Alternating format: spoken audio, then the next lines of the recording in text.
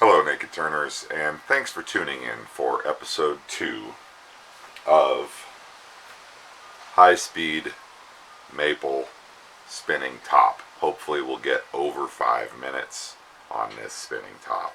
So, what the next episode is I'm going to be taking this piece of white oak that happens to be about 5/8 of an inch thick, and let's see, what do we got here? It's probably about 1 3/4 inches.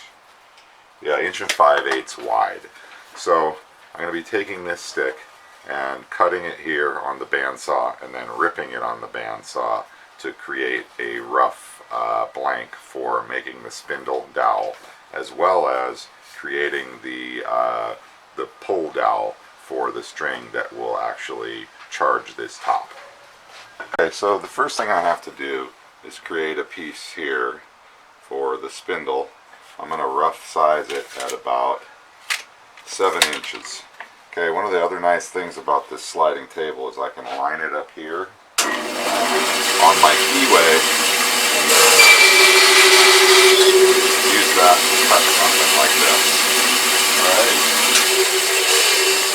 Okay, so now what I'm doing is I'm taking the other piece of this same thickness stock, I lay it up here, flush up the back edge, just like so, and I'm just using that as a thickness gauge. So I made 2 marks. Now I can take and rip this piece into 2 separate pieces.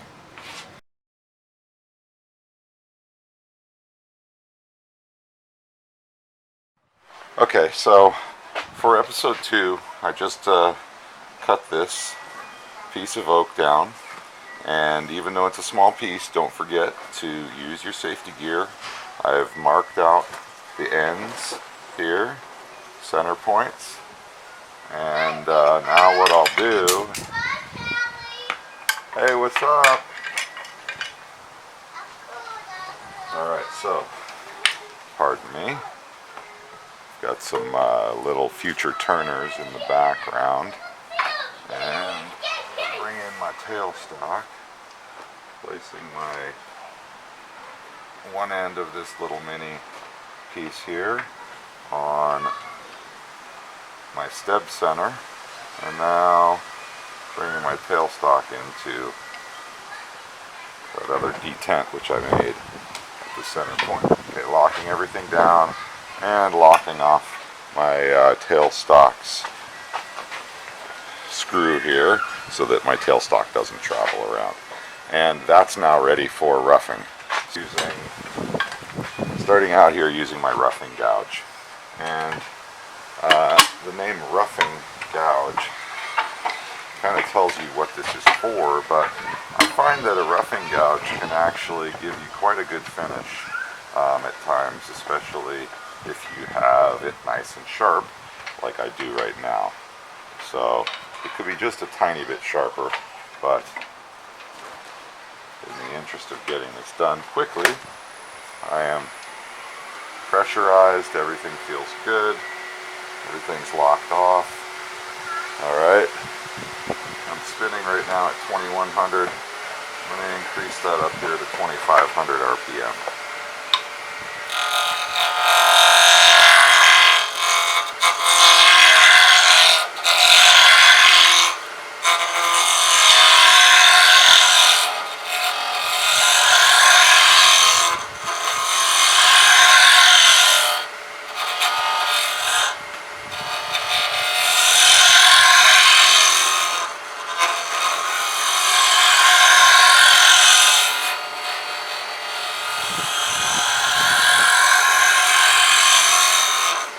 Okay,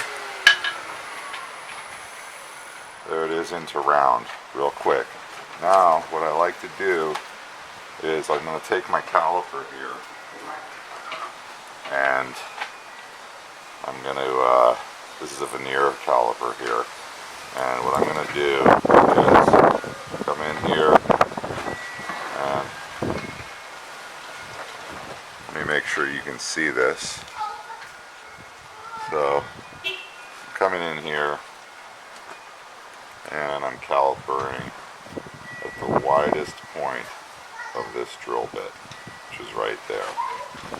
So that's the size that I want my dowel to be. Right. So then I can come over here and say, oh, I need to take off another 1/16 of an inch or so. Alright, so in order to do that, I come back in.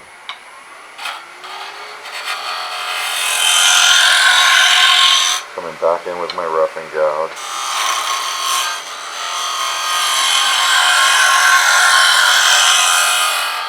And taking a couple passes.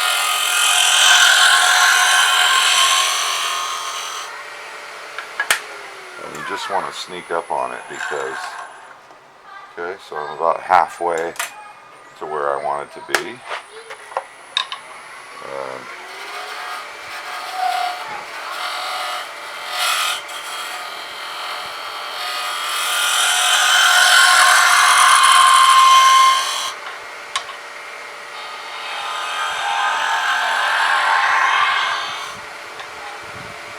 alright, now I'm going to be switching over here to my skew.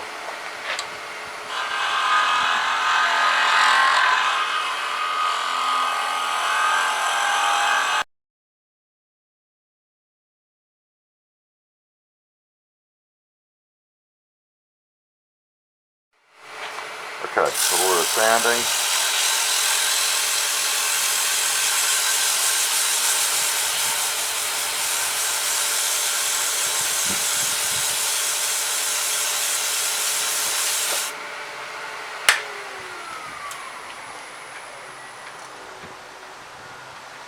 Okay, that is, in essence, that is just a gnat's butt away from being there.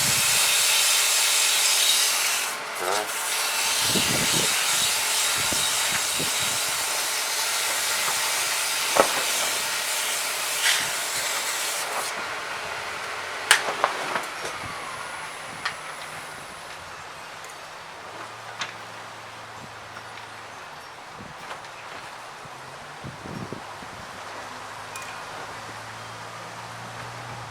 Okay, double checking. I think I might have just gone a little bit far, but, and yes, yeah, I went maybe a little bit far on that. So, what I'm going to do, this is going to become my pull string now, and the other one will be my spindle. So this one I will now part, I'll do a little decorative detail on it.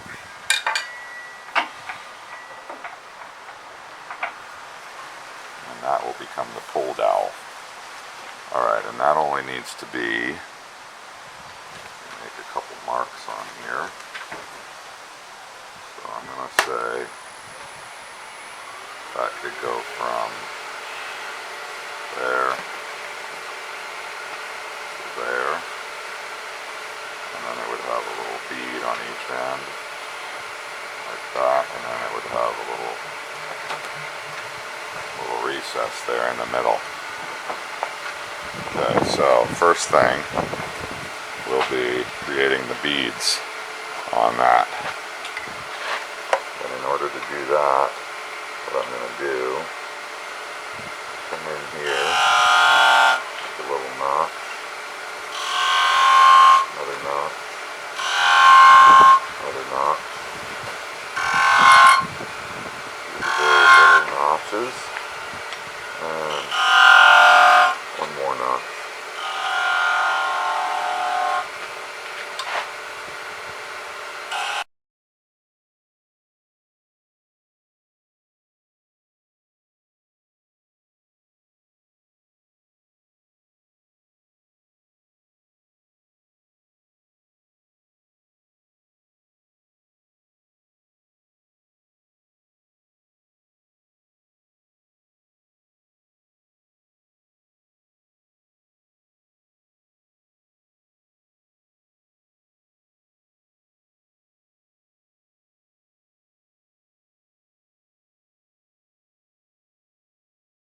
Okay, so I've got the second one chucked up here. The pull handle turned out good. I have the actual handle is the center groove is a little offset, which I personally like for myself because I like a little bit bigger on one side than the other because I have two larger fingers and two smaller fingers, so that way the string can come right out of here and I get a nice pull on it. It doesn't have to be perfect, so just do it to eye and that's totally fine. I do like using this white oak because it's extremely strong and very resilient. Okay, so that's chucked in there, and this time what I've done is I went ahead and set my caliper so that I have my caliper set the right way. Then I set this other caliper just a little bit bigger, maybe a little 2" bigger. Yeah, there. Now I'm like a 32nd bigger. So I'll use this to check for my roughing in, then I'll come back to this and check with that. Alright. Centered up here.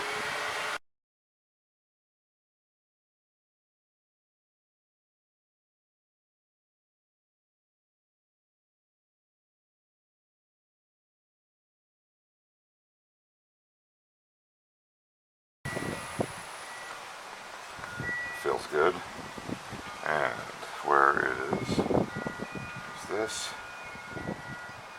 And we now have a perfect fit right there. It's a little fat up in here maybe, but I'll get a nice jam fit then. Okay, now I'm going to create a point here, drill a hole somewhere up here. So in order to do that, what I like to do is get a couple marks. So I'm going to say, if this is sitting here, bring this to a point. It's right about there. And then this is sitting in this zone here. Boom, boom. Then I have my yoke would be up here. So yeah, I'm pretty much keeping from there to there. Alright. And it's now time to start shaping and parting this. And in order to do that, I'm going to come in here with my spindle, gouge, and go from right about here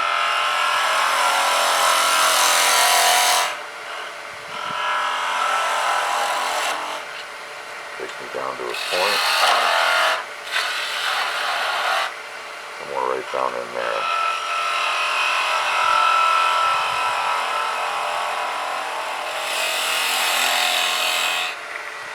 Okay, just like that. That looks good. And now up here,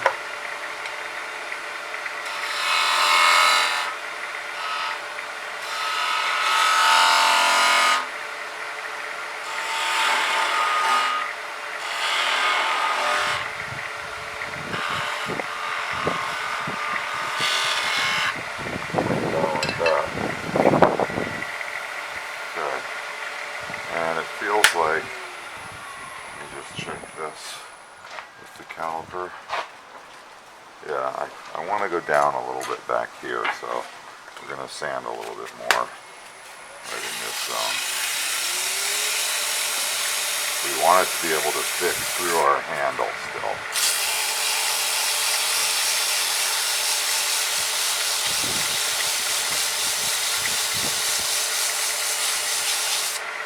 There we go.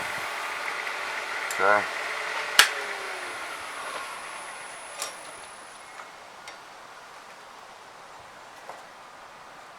A little bit tighter back here at the back end. So I'm gonna go from here.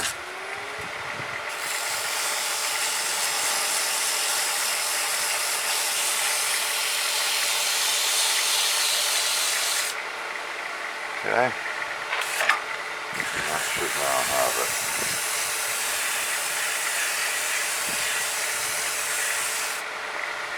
Alright. That's got it. Now I just need this, a little bit of finish.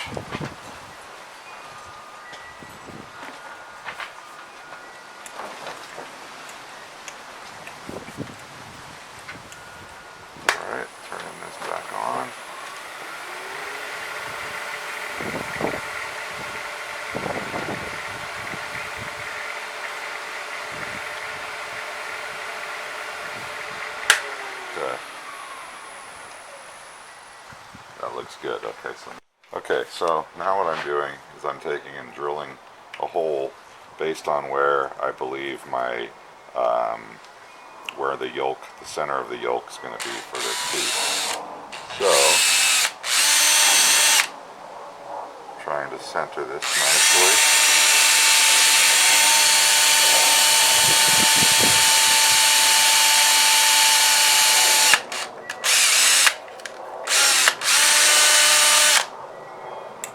Alright, that looks real good.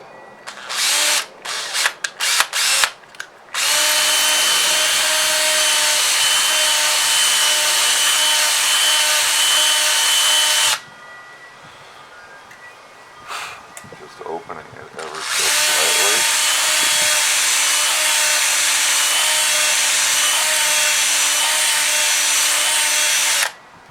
There we go. It's making the two outer parts of it just a little bit wider so it's easier to feed the string in.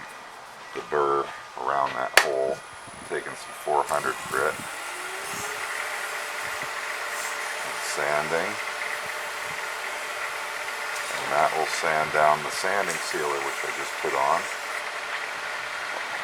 a little bit. And now I can come back in here and put a little finish.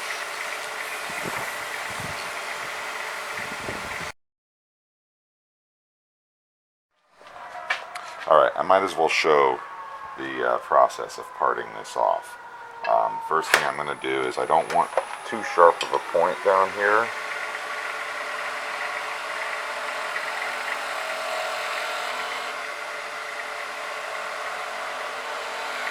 So I make that point just like that. Then I'll come in with my narrow parting tool, which is kind of dull right now. Yeah, let me just give this a quick sharpening. Alright, so I'm back. This is nice and sharp now. It's going to make a huge difference. There you go. Okay, so there's the spindle finished and ready to be mounted up onto the actual top. So we'll check how that fits. Okay, so this fits really nice and tight, and that's about how far out I'm going to have it sit, and that puts my hole right in a really nice spot here. Now I just have to make the yoke handle. So tune in for episode 3 where I'll be making the yoke handle. This is turning out real nice though. Look at that piece of maple. Beautiful. Happy Thanksgiving, wood turning family. Look for episode 3 next week where I make the handle. Please like and share, and by all means, make a comment. If you're not a subscriber, please subscribe. Thanks and safe turning.